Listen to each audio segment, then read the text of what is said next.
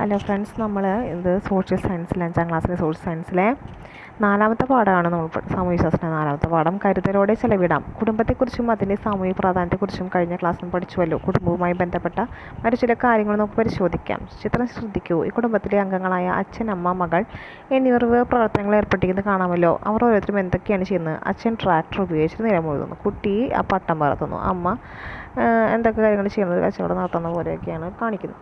പിന്നെ ആരൊക്കെയാണ് വരുമാനം ലഭിക്കുന്ന പ്രവർത്തനങ്ങളിൽ? അപ്പോൾ അച്ഛൻ ഉണ്ട്, കൃഷിയായിട്ട് ചെയ്യുന്നുണ്ട്. അമ്മ വ്യാപാരം നടത്തുന്നുണ്ട്.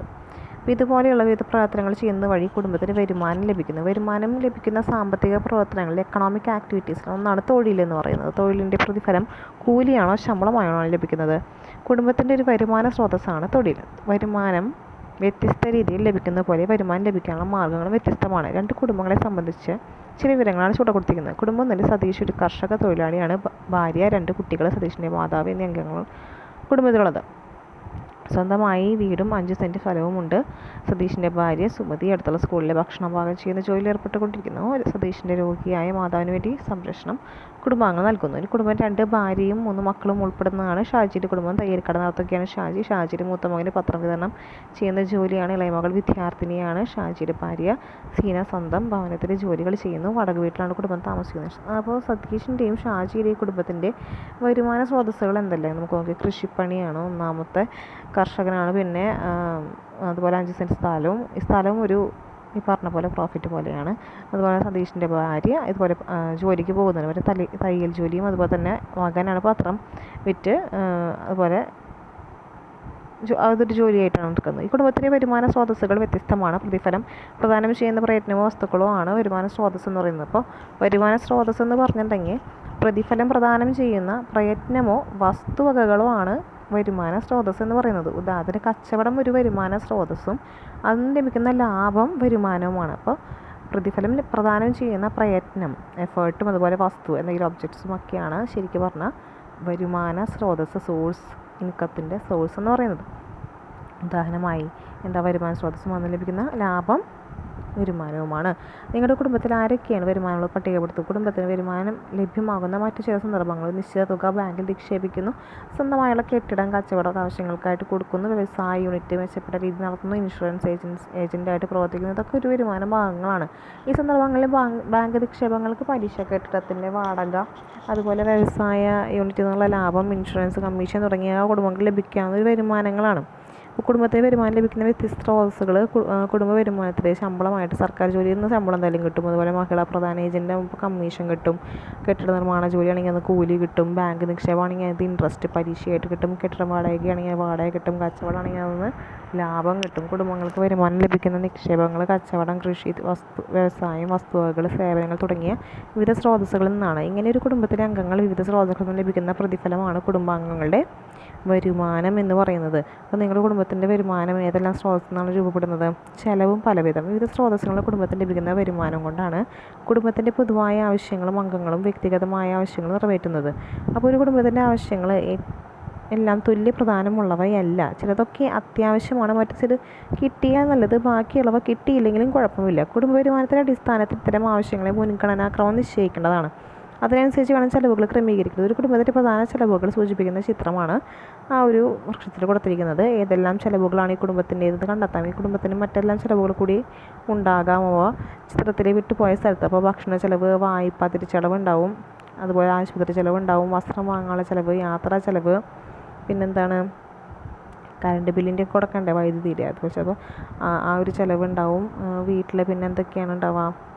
മറ്റു ചിലവുകൾ ചിലത് ദൈനംദിന ആവശ്യങ്ങൾക്ക് വേണ്ടിയുള്ളതാണ്. മറ്റു ചിലത് പ്രത്യേക സന്ദർഭങ്ങളിൽ വരുന്ന ചിലവുകളാണ്. ഭക്ഷണ ചിലവ്, വസ്ത്രങ്ങൾ വാങ്ങുന്നതിനുള്ള ചിലവ്, വായ്പകൾ തിരിച്ചടവ് എന്നിവൻ്റെ ആ ഒരു പ്രതീക്ഷിത ചിലവുകളാണ്. അപ്രതീക്ഷിതമായ സന്ദർഭം നമ്മുടെ ജീവിതത്തിലുണ്ടാകാം. അപകടം, പ്രകൃതി ദുരന്തം, രോഗങ്ങൾ, ഇതൊക്കെ വരുമ്പോൾ ഉണ്ടാകുന്ന ചിലവ് അപ്രതീക്ഷിത ചിലവുകളാണ്. പ്രതീക്ഷിക്കാതെ ഉണ്ടാകുന്ന തരം ചിലവുകളെയാണ് വരുമാനത്തിൽ ഒരു ഭാഗം കരുതി വയ്ക്കാവുന്നതാണ്. ഇനി സാമ്പത്തിക സുരക്ഷിതത്വം, എക്കണോമിക് സെക്യൂരിറ്റി. വരുമാനത്തിൽ കൂടുതൽ ചിലവുണ്ടാകുന്നതിന് കുടുംബത്തിൽ സാമ്പത്തിക പ്രതിസന്ധി ഉണ്ടാകും. അപ്പോൾ എന്നാൽ ചിലവ് വരുമാനത്തേക്കാൾ കുറവാകുമ്പോൾ മിച്ചമുണ്ടാകുന്നു. മിച്ചം വയ്ക്കുന്ന തുക കുടുംബത്തിൻ്റെ സമ്പാദ്യമാണ്. സാമ്പത്തിക സുരക്ഷിതത്വം ഉറപ്പാക്കാൻ സമ്പാദ്യം സുപ്രധാന പങ്ക് വഹിക്കുന്നു. സാമ്പത്തിക സുരക്ഷിതത്വം എന്നത് മെച്ചപ്പെട്ട ജീവിതം നിലനിർത്തുന്നതിനോടൊപ്പം ഭാവിയിൽ ഉണ്ടാകുന്ന ചിലവുകൾ കൂടി നിറവേറ്റാൻ കഴിയുന്ന സാഹചര്യമാണ്. കുടുംബ വരുമാനം ഫലപ്രദമായി ഉപയോഗപ്പെടുത്തുക വഴി സാമ്പത്തിക സുരക്ഷിതത്വം നേടാം. കുടുംബങ്ങളുടെ വരുമാനവും ചെലവും നോക്കിയാൽ താഴെ പറയുന്ന 3 അവസ്ഥ കാണാവുന്നതാണ്. വരുമാനവും ചെലവും തുല്യം, വരുമാനം കൂടുതൽ ചെലവ് കുറവ്, വരുമാനം കുറവ് ചെലവ് കൂടുതൽ. അപ്പോൾ വരുമാനം മിച്ചം വയ്ക്കാൻ കഴിയുന്നത് ഇതിലേത് അവസ്ഥയിലാണ്? ഏതിലാണ്? ചെലവ് കുറവ് വരുമ്പോഴാണ്. സാമ്പത്തിക സുരക്ഷിതത്വം സാധ്യമാക്കാൻ സാധിക്കുന്ന അവസ്ഥ ചെലവ് കുറയുമ്പോൾ തന്നെയല്ലേ. അമിതമായ ചെലവ് നിയന്ത്രിക്കുന്നതിന് സാമ്പത്തിക സുരക്ഷിതത്വത്തിന് ഗുണകരമാകുമോ? ഇല്ല. ഇനി മിതവ്യയശീലം. ഇന്ന് ധാരാളം ഉൽപ്പന്നങ്ങൾ നമുക്ക് ലഭ്യമാണ്. ഇപ്പോൾ ഓരോന്നും വാങ്ങാൻ പ്രേരിപ്പിക്കുന്ന തരത്തിലുള്ള പരസ്യങ്ങളും ധാരാളമുണ്ട്. അപ്പോൾ പരസ്യങ്ങളുടെ പ്രേരണയാൽ അമിതമായ ഉൽപ്പന്നങ്ങൾ വാങ്ങുന്നത് ചെലവ് വർദ്ധിപ്പിക്കും. മാത്രമല്ല നാം അറിയാതെ വീണ്ടും അവ വാങ്ങാനും ഉപയോഗിക്കാനും പ്രേരണ ഉണ്ടാവുകയും ചെയ്യും. പരസ്യങ്ങളുടെ പ്രലോഭനങ്ങൾ വീഴാതെ വിവേകപൂർവ്വം ഗുണമേന്മയുള്ള ആവശ്യ വസ്തുക്കൾ വാങ്ങാൻ നമുക്ക് കഴിയണം. ആവശ്യങ്ങൾ നിറവേറ്റുന്ന ഫലപ്രദമായി വരുമാനം ചെലവഴിക്കുന്ന സ്വഭാവ സവിശേഷതയാണ് മിതവ്യയശീലം എന്ന് പറയുന്നത്. മിതവ്യയശീലം ജീവിത രീതിയുടെ ഭാഗമാക്കേണ്ടതുണ്ട്. സാമ്പത്തിക സുരക്ഷിതത്വത്തിന് മിതവ്യയശീലം സഹായിക്കും. ലളിത ജീവിതം മിതവ്യയശീലത്തിന് അനിവാര്യമാണ്. മിതവ്യയം കുടുംബത്തിലെ എല്ലാ അംഗങ്ങളും ശീലമാക്കേണ്ടതാണ്. കുട്ടികൾ എന്ന നിലയിൽ മിതവ്യയത്തിൻ്റെ ഭാഗമായി എന്തെല്ലാം കാര്യങ്ങൾ ചെയ്യാൻ പറ്റും? ആഡംബര വസ്തുക്കൾ ഉപേക്ഷിക്കാം, ഉൽപ്പാദിപ്പിക്കാൻ കഴിയുന്ന ഭക്ഷ്യവസ്തുക്കൾ വീട്ടിൽ തന്നെ ഉൽപ്പാദിപ്പിക്കാം. പിന്നെ ഗാന്ധിജി ഒരു കാര്യം ഇവിടെ പറഞ്ഞിട്ടുണ്ട്, നമുക്ക് എല്ലാവരുടെയും ആവശ്യത്തെ തൃപ്തിപ്പെടുത്തുവാനുള്ള വിഭവങ്ങളുണ്ട്, എന്നാൽ ഒരാളുടെ പോലും അത്യാഗ്രഹത്തെ നിറവേറ്റാനില്ലതാനും. അപ്പോൾ ആവശ്യത്തിന് ഉള്ള വിഭവങ്ങളുണ്ട്, അത്യാഗ്രഹത്തിനുള്ളത് ഇല്ല എന്നാണ് ഗാന്ധിജി പറഞ്ഞിരിക്കുന്നത്. ഈ കുടുംബം വരവും ചെലവും, കുടുംബത്തിൻ്റെ വരവ് എത്രയാണ്, ചെലവ് എത്രയാണ് എന്നൊക്കെ എഴുതി നോക്കിക്കഴിഞ്ഞാൽ ഇപ്പോൾ ഇവിടെ കൊടുത്തേക്കണത് ആകെ ചിലവാണ് ഇവിടെ കൂടുതലായിട്ട് കാണിക്കുന്നത്. 21,000 രൂപ, 23,400 രൂപയാണ് ചിലവ് വന്നേക്കണം. താഴത്തെ സൂചന വെച്ച് കുടുംബത്തിൻ്റെ വരവ് ചെലവ് കണക്കുകൾ വിശകലനം ചെയ്താൽ എന്തൊക്കെ കണ്ടെത്താം? കുടുംബത്തിൻ്റെ ആകെ വരവും ആകെ ചെലവും കണ്ടെത്താം. സുരക്ഷിതത്വമായി ഈ കുടുംബത്തിന് ചെയ്യാൻ കഴിയുന്ന കാര്യങ്ങൾ. ഇങ്ങനെ വരവ് ചെലവുകൾ പലപ്പോഴും കുടുംബത്തിന് എഴുതി സൂക്ഷിക്കാറില്ല. എന്നാൽ കുടുംബത്തിൻ്റെ വരുമാനം പ്രതീക്ഷിക്കാവുന്ന ചെലവുകൾ മുൻകൂട്ടി കാണാൻ കഴിഞ്ഞാൽ മെച്ചപ്പെട്ട ജീവിതത്തിന് സഹായകമാകും. ഇങ്ങനെ മുൻകൂട്ടി വരവ് ചെലവ് കണക്കുകൾ എഴുതി സൂക്ഷിച്ചു കഴിഞ്ഞാൽ അതിനെ കുടുംബ ബഡ്ജറ്റ് എന്ന് പറയാം. അപ്പോൾ വരവ് ചെലവ് കണക്കുകൾ എഴുതി സൂക്ഷിക്കാൻ കഴിഞ്ഞാൽ കുടുംബ ബഡ്ജറ്റ് എന്നാണ് പറയാം. കുടുംബ ബഡ്ജറ്റ് തയ്യാറാക്കാൻ എന്തെല്ലാം ഗുണങ്ങളുണ്ട്? വരവിനനുസരിച്ച് ചെലവ് ക്രമപ്പെടുത്താൻ സഹായിക്കുന്നു. മുൻഗണന നിശ്ചയിച്ചിട്ട് ആവശ്യങ്ങൾ നിറവേറ്റാൻ കഴിയുന്നു. സമ്പാദ്യശീലം, മിതവ്യയശീലം എന്നിവയുടെ ആവശ്യകത തിരിച്ചറിയാൻ സാധിക്കുന്നു. എല്ലാ കുടുംബങ്ങളുടെയും വരവ് ചെലവുകൾ ഒരുപോലെയല്ല. കുടുംബ ബഡ്ജറ്റുകൾ വ്യത്യസ്തമാകുന്നതിൻ്റെ അടിസ്ഥാനം കുടുംബങ്ങളുടെ വരുമാനത്തിൽ ചെലവിലുണ്ടാകുന്ന ഏറ്റക്കുറച്ചിലാണ്. നമുക്ക് ചുറ്റും കാണുന്നവരിൽ വരുമാനം കൂടുതലുള്ളവരും കുറവുള്ളവരുണ്ട്.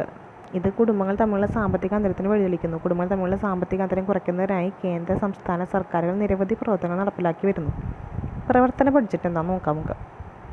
കുടുംബ ബഡ്ജറ്റ് എന്ന് പറഞ്ഞ പോലെ നമ്മുടെ ചുറ്റുമുള്ള സ്ഥാപനങ്ങളും സംഘടനകളും ബഡ്ജറ്റ് ഉണ്ടാവും. അതുപോലെ ചിലപ്പോൾ പ്രവർത്തന ബഡ്ജറ്റും തയ്യാറാക്കാറുണ്ട്. ഒരു പ്രത്യേക പ്രവർത്തനത്തിനോ പരിപാടിക്കോ വേണ്ടി മാത്രം തയ്യാറാക്കുന്ന വരവ് ചെലവ് കണക്കിനെയാണ് പ്രവർത്തന ബഡ്ജറ്റ് എന്ന് പറയുന്നത്. പഠനയാത്രയ്ക്കായി തയ്യാറാക്കുന്ന ബഡ്ജറ്റ് പ്രവർത്തന ബഡ്ജറ്റിന് ഉദാഹരണമാണ്. ചുവടെ കൊടുക്കുന്ന മാതൃക ഉപയോഗപ്പെടുത്തി സാമൂഹ്യശാസ്ത്ര ക്ലബ്ബ് സംഘടിപ്പിക്കുന്ന ഏകദിന പഠനയാത്രയുടെ ബഡ്ജറ്റ്. അപ്പോൾ വരവ് എത്ര വേണം, ഇതൊക്കെ കാര്യങ്ങൾ ആവശ്യമുണ്ട്. ആ കാര്യങ്ങൾ ചെയ്താൽ ചിലവ് എത്രയാണെന്ന് ചെയ്താൽ തദ്ദേശ സ്വയംഭരണ സ്ഥാപനം, പഞ്ചായത്തുകൾ, മുനിസിപ്പാലിറ്റികൾ, കോർപ്പറേഷൻ എന്നിവയെല്ലാം ബഡ്ജറ്റ് ഉണ്ട്. അപ്പോൾ ഇന്ത്യയിൽ കേന്ദ്ര ബഡ്ജറ്റും സംസ്ഥാന ബഡ്ജറ്റും നിലവിലുണ്ട്. കുടുംബ ബഡ്ജറ്റിൽ നിന്ന് വ്യത്യസ്തമായ കേന്ദ്ര സർക്കാരും സംസ്ഥാന സർക്കാരും ചെലവുകൾ മുൻകൂട്ടി തീരുമാനിക്കുകയും അതിനുവേണ്ടി പ്രതീക്ഷിക്കുന്ന വരുമാനം കണ്ടെത്തി ബഡ്ജറ്റിലൂടെ അവതരിപ്പിക്കുകയും ചെയ്യുന്നത്. വാർഷിക ബഡ്ജറ്റുകളാണ് സാധാരണ നിലയിൽ സർക്കാർ അവതരിപ്പിക്കുന്നത്. ഏപ്രിൽ 1 മുതൽ മാർച്ച് 31 വരെയാണ് ഇന്ത്യയിലെ സാമ്പത്തിക വർഷം. ഫിനാൻഷ്യൽ ഇയർ ആയിട്ട് ഏപ്രിൽ 1 തൊട്ട് മാർച്ച് 31 വരെയാണ് കണക്കാക്കുന്നത്. സാമ്പത്തിക വർഷത്തേക്കുള്ളതാണ് കേന്ദ്ര ബഡ്ജറ്റും സംസ്ഥാന ബഡ്ജറ്റും തയ്യാറാക്കുന്നത്. അപ്പോൾ ഇത്രയാണ് ബഡ്ജറ്റിൻ്റെ പ്രവർത്തന ബഡ്ജറ്റ് നമ്മൾ പഠിച്ചു. കുടുംബ ബഡ്ജറ്റ്, അതുപോലെ തന്നെ മിതവ്യയശീലം, പിന്നെ ഗാന്ധിജി പറഞ്ഞ കാര്യങ്ങൾ നോക്കി. സാമ്പത്തിക സുരക്ഷിതത്വം, എക്കണോമിക് സെക്യൂരിറ്റി എന്താണ്, കുടുംബത്തിന് എങ്ങനെയുള്ള ചിലവുകളൊക്കെയാണ് വരുന്നത്, പിന്നെ കുടുംബത്തിൻ്റെ വരുമാനം ഏതൊക്കെ മാർഗങ്ങളിലൂടെ വരുന്നു. ഇത്രയും കാര്യങ്ങളാണ് നമ്മൾ ഈ പാഠഭാഗത്ത് നോക്കിയത്. അടുത്ത ക്ലാസ്സിൽ കാണാം. Thank you.